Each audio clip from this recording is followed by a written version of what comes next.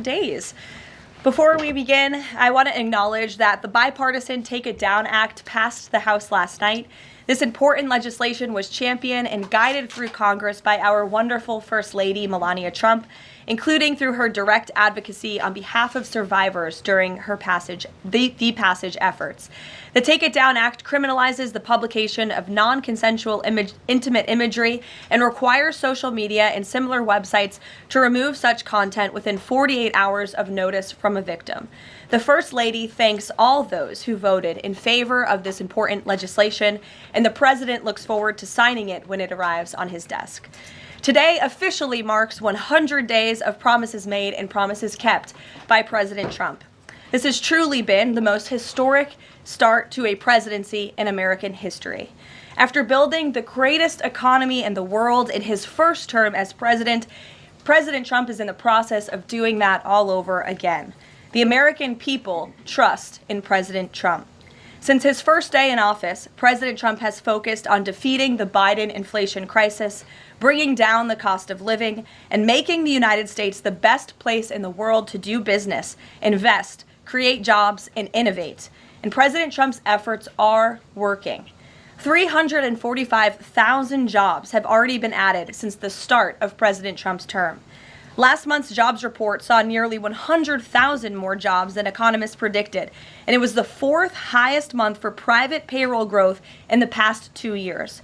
9,000 manufacturing jobs have been added to the economy already. This is a sharp contrast to the 6,000 manufacturing jobs that were lost each month in the final 2 years of the Biden administration.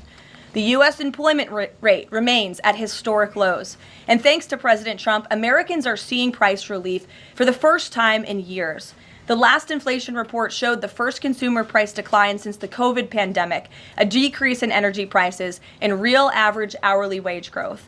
President Trump is delivering on his promises to lower costs for American families and businesses. Prices across the board for everyday goods have seen declines since this president was inaugurated. From airfare to used motor vehicles to prescription drugs, prices are dropping. In fact, last month's drop in the price of prescription drugs was the largest ever recorded. And after Joe Biden botched the response to the bird flu, President Trump and Secretary Yellen's aggressive plan have brought down wholesale egg prices more than 50% from Inauguration Day. President Trump ended Joe Biden's reckless war on American energy and fossil fuels and has restored American energy dominance. And Secretary Wright, Secretary Doug Burgum are working hard on that effort every single day. Oil and gas prices are now way down because of this bold approach. Gasoline prices down 7%. Energy prices are also down as well. The Department of Interior just announced a new offshore drilling policy that will boost oil production in the Gulf of America by 100,000 barrels per day. On the deregulation front, President Trump is committed to cutting senseless red tape, especially for America's small business owners who are the backbone of our economy. We know cutting regulation leads to lower costs and higher growth. The mass deregulation effort by this administration will help usher in the golden age of America, which is underway. Immediately upon taking office, President Trump blocked all of the unfinalized Biden-era rules, saving Americans more than $100 billion, or $2,100 per family of four over the next decade. And the president also launched a bold multi-agency effort to roll back existing federal regulations that drive up the cost of living on hardworking families. This effort is projected to yield significant cost savings in the coming months, including the EPA's rollback of tailpipe emission rules for light-duty and medium-duty vehicles and the Department of Transportation's latest corporate average fuel economy standards. These two efforts alone yield $755 billion in total savings, or more than $8,800 per family of four over the next decade. In total, the combined savings from all of these actions equal just over $935 billion, or nearly $11,000 in real savings per family of four per the coming decade. The press is not talking nearly enough about the positive impact of President Trump's deregulation campaign. And investments from the biggest companies and countries in the world are pouring in under this president. So far, total investment commitments under the Trump administration have reached more than $5 trillion. including $500 billion from Apple in U.S.-based manufacturing and training, $500 billion from NVIDIA in AI infrastructure, $100 billion from TSMC and U.S.-based chips manufacturing, and the $500 billion private investment by OpenAI, Oracle, and SoftBank in AI infrastructure as well. All of these investment commitments are estimated to generate at least 451,000 new high-paying jobs for American workers and families. At this point, President Trump has secured more investments in the United States of America in 100 days than Joe Biden did in 4 years. President Trump is America's businessman in chief, and that's why these trillions of dollars in investments are flooding to our country. The business community is bullish on America because President Trump is back in charge. Tomorrow, the president will host CEOs and leaders from several companies that have made these investments to tout their historic commitments to our country and encourage others to follow suit. Under President Trump, there has never been a better time to invest in America. And the president finally said enough is enough and refused to allow America and our workers to be ripped off any longer on trade. President Trump implemented powerful tariffs to end the era of economic surrender and to rebalance America's trading agreements. More than 100 countries have already come to the table looking to offer more favorable terms for America and our people. There has never been a president who has created his own leverage like this president, and we are just getting started. Republicans in Congress are getting very close to passing President Trump's one big, beautiful bill, which will include the largest tax cuts in American history, strong border security measures, major military advancements, dramatic deregulation, and common sense spending reforms. As President Trump has said before, the best is yet to come. For more on President Trump's economic successes so far and the plans ahead, I want to pass it off to our incredible Treasury Secretary, Scott Bessent, who is here today, and we will open it up to questions. In our new media seat, we have Brendan Peterson, the financial services reporter for Punchbowl News. Punchbowl News covers power, people, and politics based in Washington, D.C., laser focused on Capitol Hill, the politics of legislating, founded in 2021, and it is the first newsletter that Capitol Hill and the White House reads every morning in the middle of the day and throughout the evening. Thanks for being here with us, and we'll start with you today.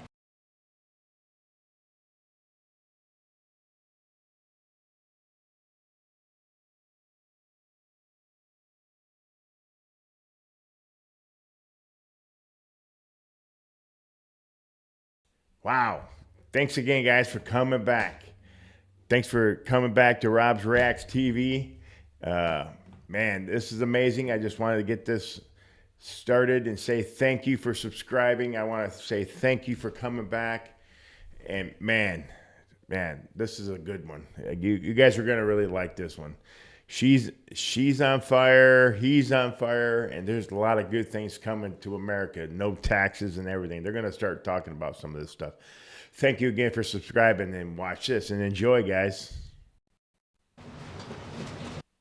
Why do I use Navan? No one asked you. Dang it. It makes managing business travel spend. Sorry, guys. Thanks so much for being here. I have a question for Secretary Bessent. On tariffs, the president said over the weekend that we are hoping that maybe tariff revenues could replace income tax. But we also keep hearing about the deals that the administration is pursuing. So my question is, what is the White House's ultimate objective here? Do you want to have long-term tariff revenue or deals that might reduce those tariffs? I think it's a combination of both. So we're going to take in long-term tariff revenue. We put a process in place. We have 18 important trading relationships. We will be speaking to all of those partners, or at least 17 of them, over the next few weeks. Many of them have already. Whoa. How many, is it a coincidence that President Trump, and a lot of other people say 17 quite a bit? What's the 14th or 17th letter in the alphabet? Already come to Washington. What President Trump is referring to is the ability for tariff revenue to give income tax relief. And I think there's a very good chance that we will see this in the upcoming tax bill. The president campaigned on no tax on tips, no tax on Social Security, no tax on overtime, and the restoring interest deductibility for autos, for American-made autos. So tariff income could be used for tax relief on all those immediately. So you think that there is a role for significant tariff revenue in U.S. fiscal policy? I think that it is something that got put away a long time ago, and I think that tariffs will bring back American manufacturing and generate substantial revenues. On manufacturing, we've seen some pretty grisly surveys this month from the Philly Fed, which saw the biggest drop since May of 2020, and the Dallas Fed, similar plunging outlook, poor shipping orders. What are American manufacturers not understanding about your push for onshoring in the U.S.? Well, I think I was in the investment business 35 years, and I learned to ignore the survey data and look at the actual data, and the actual data has been quite good. The job data is good. Americans keep spending, and as Caroline said, we have these incredible commitments to bring manufacturing back on shore with record investment by domestic corporations and foreigners who want to come into the U.S. Thank you so much, Caroline. Thank you, Mr. Secretary. The Chinese continue to say that the U.S. and China are not engaged in any consultation or negotiation on tariffs. You recently said you've talked to your counterpart, but more about, quote, traditional things like financial stability. So can you clarify, is the administration talking to Beijing specifically about tariffs or not? Well, we're not going to talk about who's talking to whom, but I think that over time we will see that the Chinese tariffs are unsustainable for China. I've seen some very large numbers over the past few days that show if these numbers stay on, Chinese could lose 10 million jobs very quickly, and even if there is a drop in the tariffs, that they could lose 5 million jobs. So remember that we are the deficit country. They sell almost 5 times more goods to us than we sell to them. So the onus will be on them to take off these tariffs. They're unsustainable for them. And they are saying you guys are not talking about it. So is that true?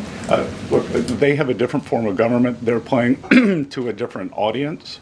So I'm not going to get into the nitty-gritty again of who's talking to whom.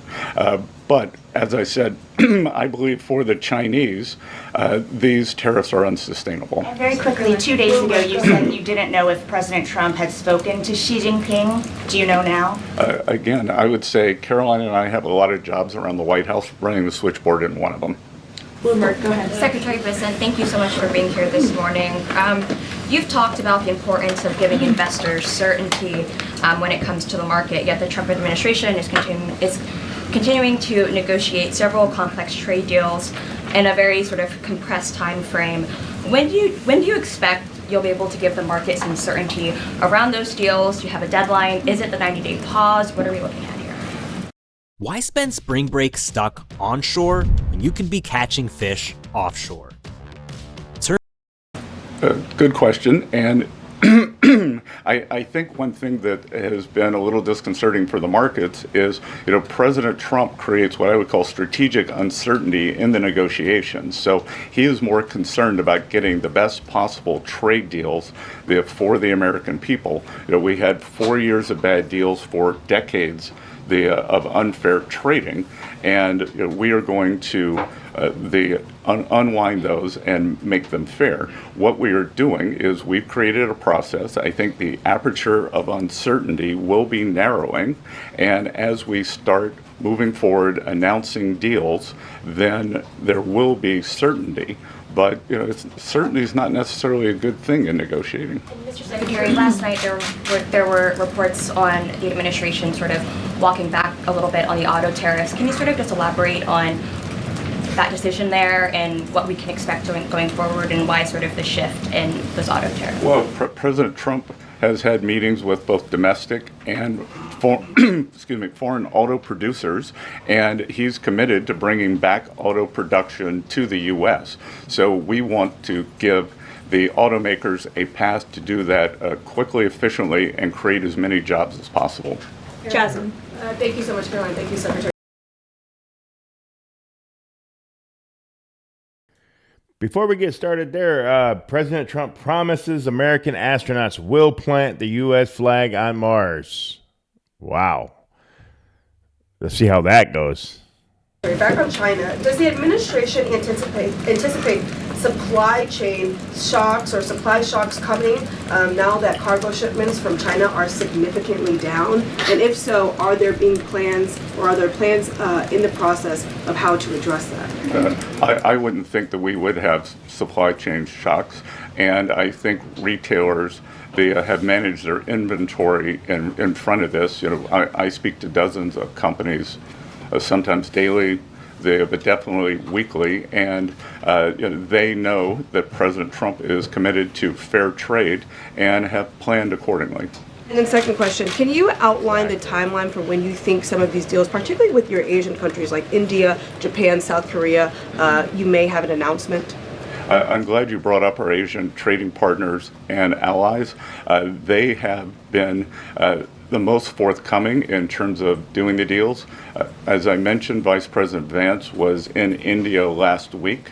I think that he and Modi made some very good progress, so I could see some announcements on India. I could see the contours of a deal with the Republic of Korea coming together, and then we've had substantial talks with the Japanese. Andrea? Secretary Bessent, just continuing on the path of the sort of like progress.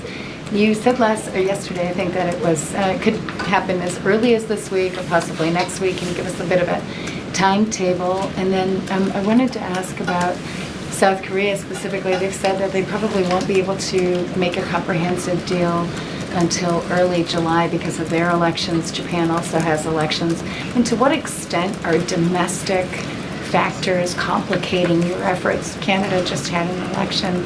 Are you seeing that you might have to think about delaying the 90 days? Well, I would actually take the opposite tack, that I think from our talks that these governments actually want to have the framework of a trade deal done before they go into elections to show that they have successfully negotiated with the United States. So we are finding that they are actually much more keen to come to the table, get this done, and then go home and campaign on it.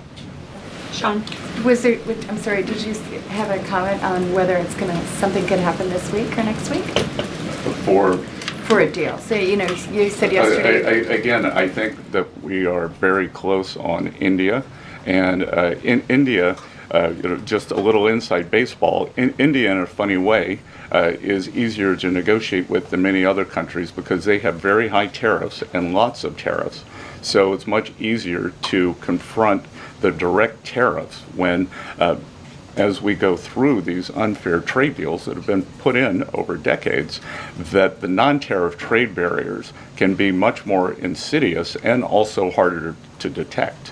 So a country like India, which has the posted and ready tariffs, it's much easier to negotiate with them. So I think the India negotiations are moving well.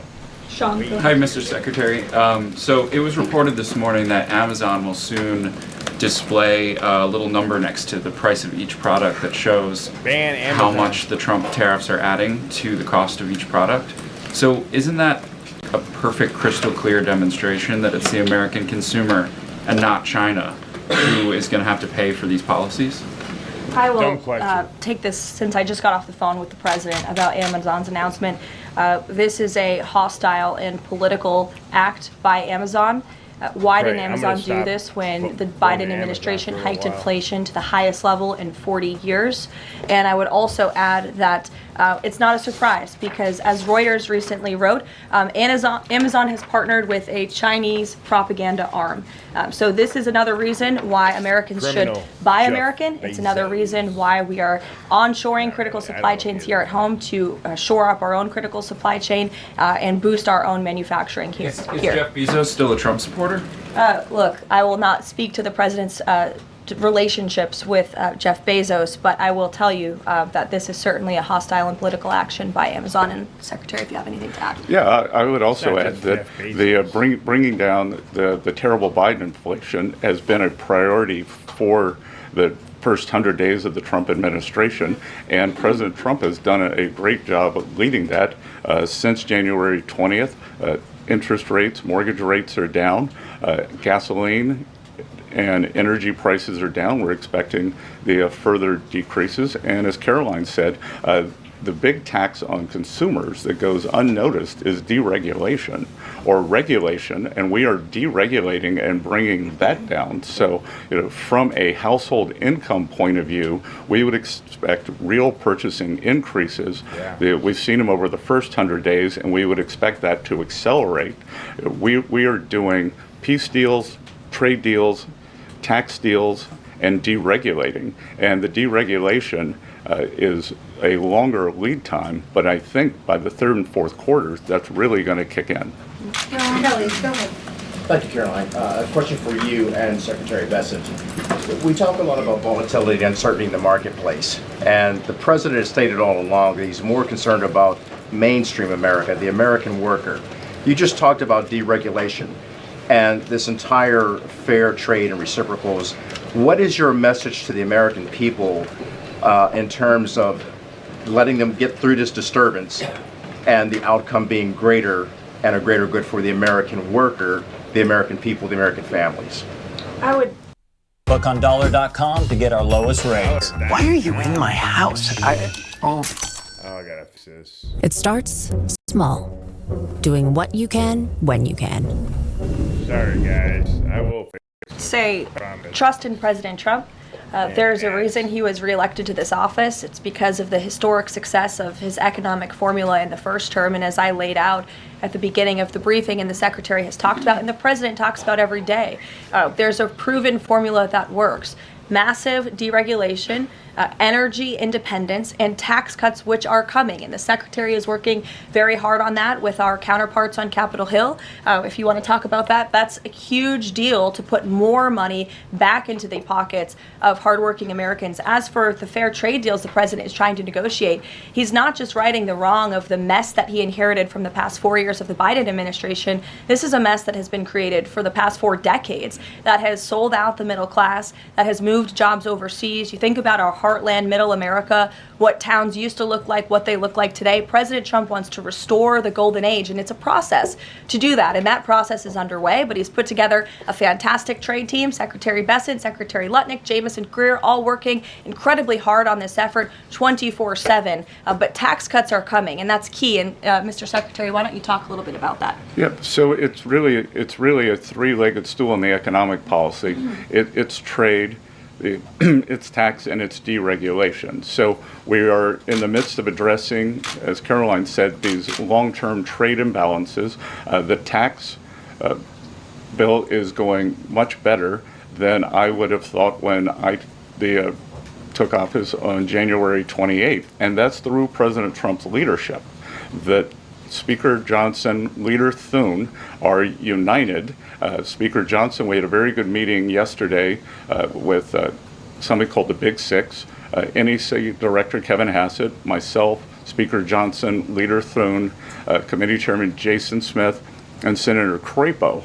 And the tax bill is moving forward. It is going to give permanence to the 2017 Tax Cuts and Job Act, which will, back to the question on certainty, it will give American business certainty, it will give American people certainty, and then President Trump is also adding the things for working Americans that is talked about earlier: no tax on tips, no tax on overtime, no tax on Social Security, making auto payments deductible. So that will substantially address the affordability crisis. And the other thing that I would note, and back to data, is that the Vanguard, one of the largest money management firms in America, said that over the past 100 days, 97% of Americans haven't done a trade.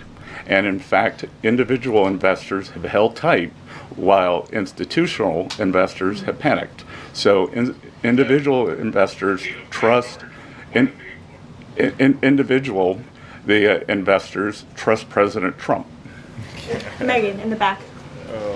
Can you detail for us exactly what we should expect as far as relief on the auto tariffs front? And then further, Mr. Secretary, should we expect other industries to also get relief the way we've now seen for auto and tech as well? I'm not going to go into the details of the auto tariff relief, but I can tell you that it will go substantially toward reshoring American auto manufacturing. And again, the goal here is to bring back the high quality industrial jobs to the U.S. President Trump is interested in the jobs of the future, not the jobs of the past. We don't need to necessarily have a booming textile industry like where I grew up again, but we do want to have precision manufacturing and bring that back. Right. And another important, very important function of this that does not get talked about enough is national security. President Trump, his overriding the concern and belief is that economic security is national security is economic security. And we saw during COVID that our supply chains got cut off. And we need to bring back a lot of those supply chains, whether it's in semiconductors, medicines, the steel, and we have to onshore those. So it's a combination of making trade free and fair and remedying this gaping national security hole that he was left with. If I could on I would just add, Megan, the president will sign the executive order on auto tariffs later today, and we will release it as we always do. Go ahead. Secretary, in your dates and the negotiations. Transparent about So last night he used him. Honestly, nothing better than when a guy breaks the Negotiation with the European Union, and is it hard to negotiate with the European Union? Pardon? Do you have any updates on the negotiation with the European Union? I'm more involved in the Asian negotiations. My observation goes all the way back to Henry Kissinger's statement, when I call Europe, who do I call? So we're negotiating with a lot of different interests. Some of the European countries have put on an unfair digital service tax on our big internet provider. France and Italy, other countries, Germany and Poland, don't have that. So we want to see that unfair tax of one of America's great industries removed. So it's going to be a give and take. So they have some internal matters to decide before they can engage in an external negotiation. Edward. Yeah, exactly, guys. Hey, just hang in there, guys. That's all I'm saying. I've been a Trump supporter before he even came down the escalator, guys, and I'm sure most of you guys are too. And if you guys are new subscribers here, please chat down below where you're from, and let me know what you think. I know I need to get rid of some of these ads, and that's what I'm going to do. I've been getting better and better, at least in my opinion. I just want to make these things better, and I'm just trying to find out the most important news. But there's always, bigger and better things out there. Just keep researching. Get off the fake news. The CNN's the fake news. The mainstream media is Fox News. I mean, there's a lot of stuff that I go through on different channels, even CNN, MSNBC, and all that, just to see what's going on in the world. Not that it's all true or not, even on Fox News. That's and then there's certain people that will spew some hate, and I just sort of get a chuckle on that. But good things are coming, guys. Good things are coming. Just hold on. I'm paying a little extra for gas here in Michigan. It's $3.39 or $3.36 here right now, and it's ridiculous. And Trump's here today and saying that the price of gas is down. I believe it's Whitmer. I think it's Whitmer in the state charging us. I don't know. That's just my opinion. Because if it's like $60 a barrel, our gas prices should be down. So let's start complaining to our governors. Let's take action. We can't sit on our feet or our butts right now because Donald Trump's doing all the work. We still have to do this. That's why I'm here. Almost 50 years old. I'm just voicing my opinion. I voice my opinion at work, and I got a camera now. I got all this stuff. I will get my voice out there as most people. Hey, I encourage all of you guys, grab a computer, grab a mic, grab a camera, grab some lights, and get your channel going. It's a slow start at the beginning, but man, your voice does matter. Everybody has an opinion. Whether it's politics or cooking at home, man, YouTube's amazing. So just get on that. So guys, hey, if you guys lasted this long, please hit that like button, subscribe, hit the notification bell, and share this with a friend so we can get this out there and grow our channel. But mainly, I just want to grow our channel so I can take your word out in front of these people here, and then maybe I can sit over in that new briefing room chair and say, you know what, my people asked me to say this, and my channel's all for the people. I'm a combat vet. I fought for this country. I got lied to about Iraq, and I was over there for a year. And some of my buddies, I'm still dealing with some of my buddies. They passed away or I shouldn't say some of my buddies, but a couple of them did. And so I'm still dealing with that today. That was 20 some years ago or whatever. I think it was 20 some years ago. I don't even know anymore, but it was man. So anyway, I'll get off that subject, guys. Thank you so much. Again, hang in there. Trump is doing all he can. His team's doing all he can, and he's got the best central casting crew in history. It is amazing, guys. You hang on tight, and sometimes it's going to go up and down, but just hang in there. Just know that Trump's there. And the golden age is going to be here. It's going to be amazing. And no taxes. That's going to be amazing. All these tariffs are coming back to help us, guys. Hang in there. Push your freaking senators and congressmen to vote for these things that Donald Trump had wrote executive orders on. He's basically signing them so he can show you who is for him and who is against him. And don't be afraid to check up the link up here. I'm going to get one where Trump was here in Michigan today. And he also talked to the Air National Guard units there. And he had Whitmer there. And he calls Whitmer over and gets her on the mic, and she wasn't expecting that, man. It's so hilarious, man. He is just putting it right in our faces that because she is one of the governors, one of the 5 governors that killed our senior citizens, in my opinion. COVID-19 to boost the numbers in COVID-19. Come on, guys.